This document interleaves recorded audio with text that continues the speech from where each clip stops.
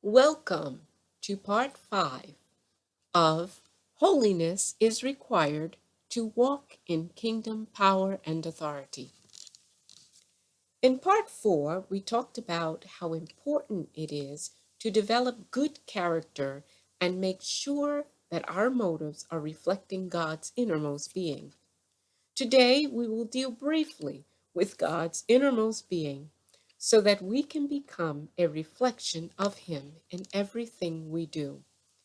Let's start with the number one attribute that most expresses who God is and what He wants us to be.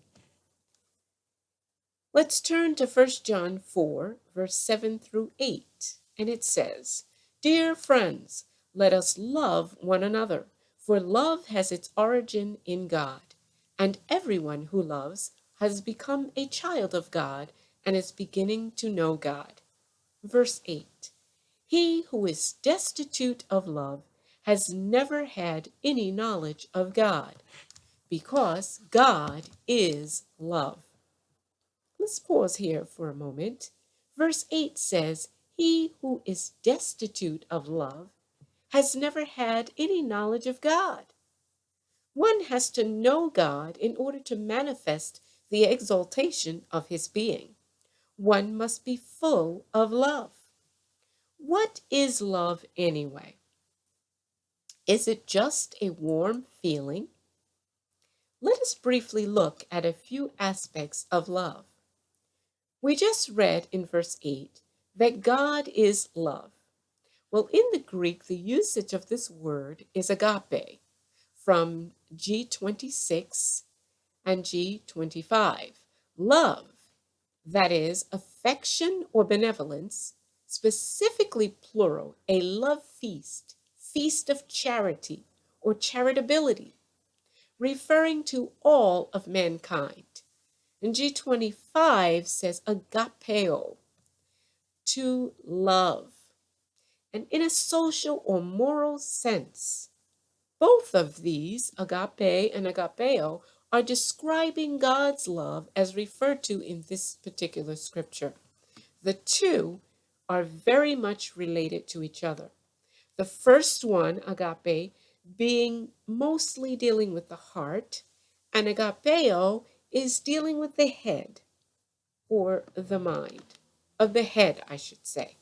One example of agapeo, dealing with the head, is found in Revelation 3, verse 19, where God says, "As many as I love, I rebuke and chasten." So God says he rebukes and chastens everyone that he loves, as many as he is fond of, is a friend to, has affection towards, because of personal attachment, having sentiment towards them. He also has a duty to exercise his authority to correct us as a matter of principle when necessary, just as any father or good friend would do.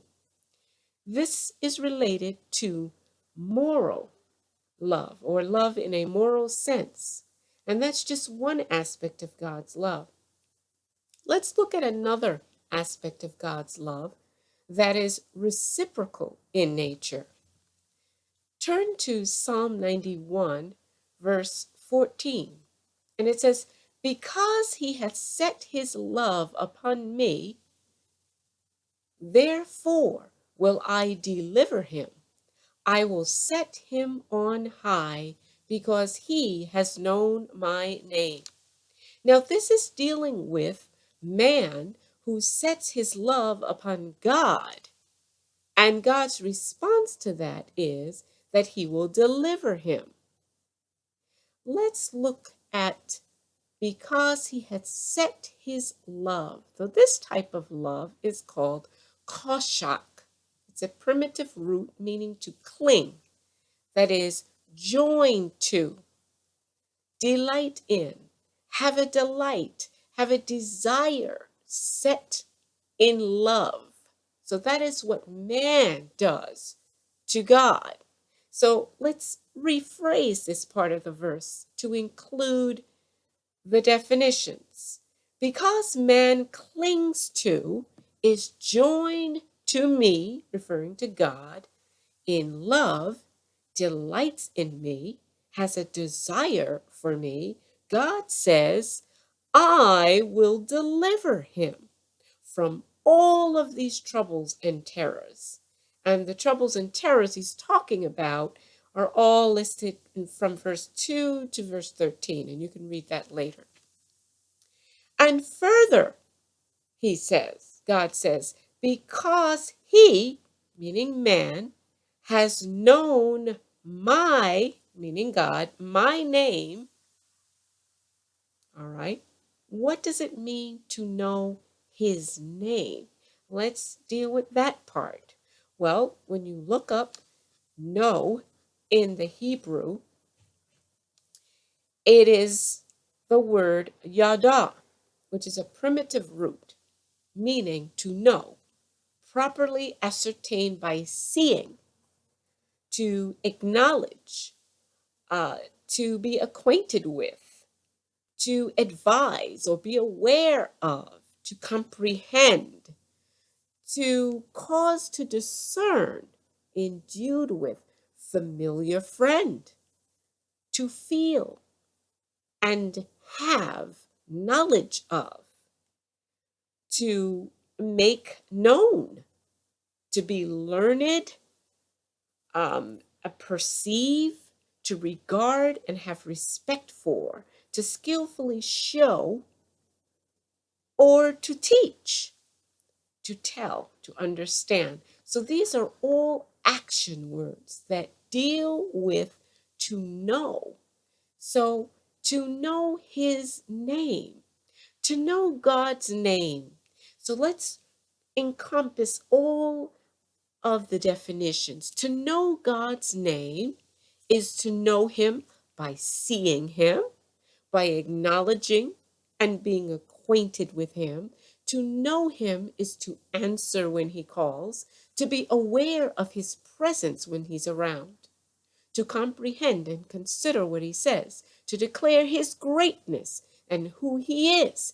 It means to be diligent in seeking him, discerning his feelings, being imbued with him, being familiar with him, as in continual knowledge of him, being learned in the things of God, having respect and regard for him, becoming a person of skill in teaching and telling of him, and having understanding of him. Well, God's response to a person like that, who would take the time to live their lives with this kind of love for God, he says in verse 14, his response to that kind of love towards him, he says, I will set him on high. So this verse actually has a twofold blessing. I don't know about you, but I surely want to show my love for him and have his response of this kind of love in return. What a blessing.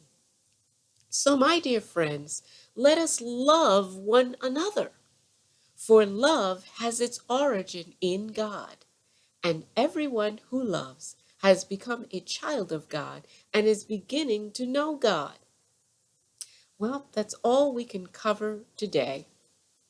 We will continue on the same topic of holiness as the exaltation of God's innermost being next time.